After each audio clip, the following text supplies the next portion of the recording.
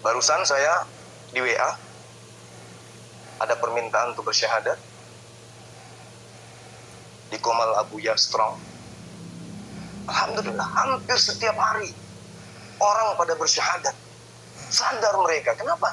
Karena ternyata yang mereka imani selama ini tidak diajarkan oleh pemuka-pemuka mereka.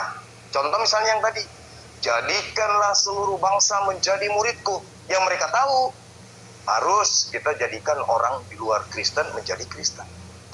Tapi dijebak sendiri oleh Bible-nya. Di data nomor 20-nya diterangkan, dan ajarlah mereka melakukan segala apa yang kuperintahkan kepadamu. Sekarang pertanyaannya muncul, ada nggak perintah Yesus agar kita menjadi Kristen? Nggak ada. Sampai kita menemukan ketek ular, tidak akan pernah ada perintah itu. Ajarlah mereka melakukan segala apa yang kuperintahkan. Ada nggak perintahnya untuk ke gereja? Tak ada. Sampai 2 jam sebelum kiamat pun tak akan pernah mereka temukan. Tak ada perintah itu. Artinya kita digiring kemudian untuk menjadi pengikutnya, tetapi ketika kita masuk ke dalam, apa yang menjadi prosesi agamanya tidak pernah diajarkan Yesus. Makan babi, Yesus nggak pernah ajarkan. Ibadah minggu, mentuhankan 3 pribadi Tuhan, Yesus nggak pernah ajarkan. Apalagi tidak sunat, Yesus tidak pernah ajarkan. Artinya mereka kejebak sendiri. Belum lagi di dalam kitab Markus 16, perintahnya jelas, beritakanlah Injil kepada seluruh makhluk. Baptislah mereka. Nah tuh, yang percaya baptis, yang tidak percaya hukum.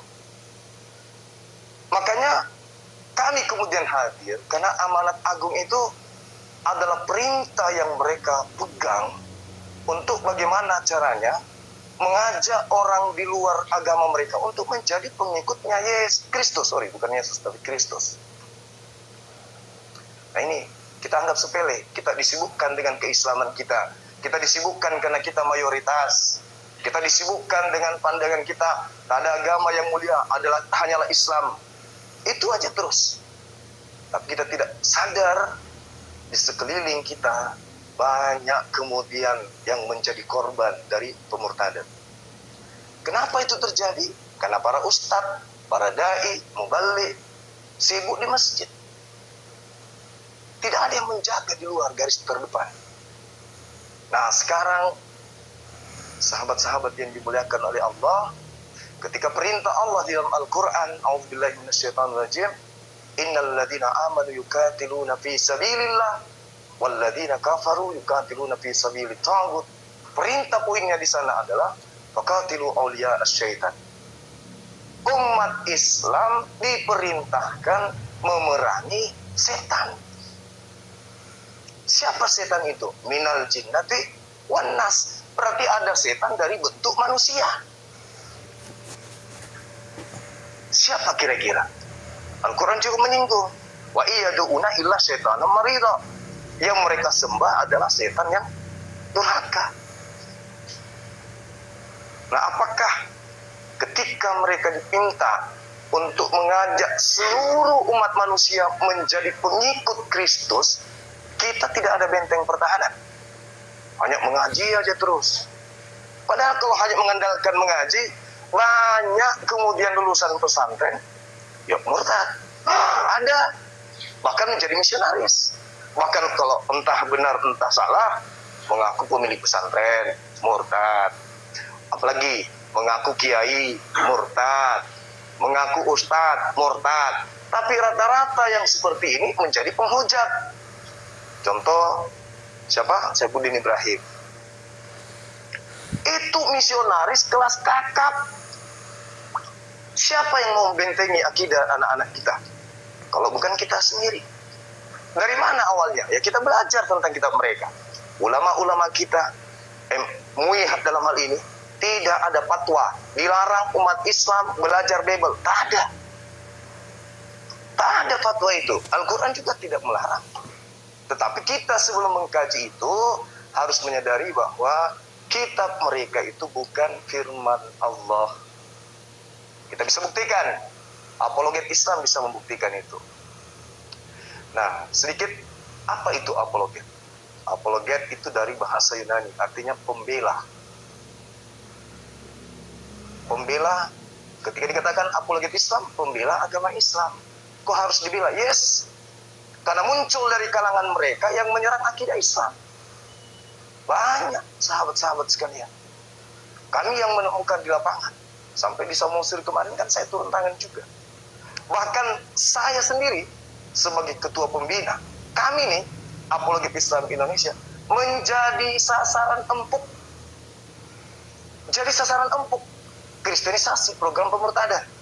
Terjadi pada saat kita milad tahun lalu di kegiatan internal kita di Bandung, datang misionaris membagikan baju kaos, di mana baju kaos itu tertulis data di dalam Bible mereka, Matius 11 nomor 28, ajakan menjadi Kristen. Gila nggak? Kalau kami saja ini yang berdiri di depan, yang siang malam berdebat dengan pendeta, pastor, dengan segala macam tete bengek titelnya, jadi sasaran empuk mereka, bagaimana anak-anak kita?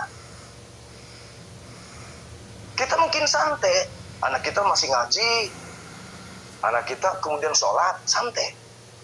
Tapi pada faktanya, contoh, saya punya staf, semalam saya sudah ceritain, ada staf saya, itu ibadahnya Masya Allah luar biasa. Staf yang lain pada karaokean, dia nggak ikut, dia lebih pilih di musola ngaji. Taat. Apa yang terjadi? Pada saat saya kemudian dimutasi, wanita tersebut tiba-tiba menikah dengan salah satu pejabat di kantor saya juga. Murtad. Na'udzubillah summa na'udzubillah. Kurang apa lagi ibadahnya? Apa yang salah kira-kira? Rupa-rupanya benteng pertahanan kita tak ada. Nama Tuhan kita diambil. Nama kitab kita juga diambil. Gelar Nabi Muhammad juga diambil. Mereka menyebut Tuhannya dengan sebutan Allah. Meskipun itu sebenarnya kaidah bahasa itu EYD enggak membenarkan itu. Iya kan ya? Dalam bahasa Yunani Tuhan mereka Theos. Theos dalam bahasa Indonesia artinya dewa. Tapi kenapa berubah jadi Allah? Coba triknya mereka. Bahasa kitab mereka bahasa Yunani, bahasa Septuaginta. Nama kitabnya Biblika. Masuk ke Indonesia berubah menjadi Alkitab. Dan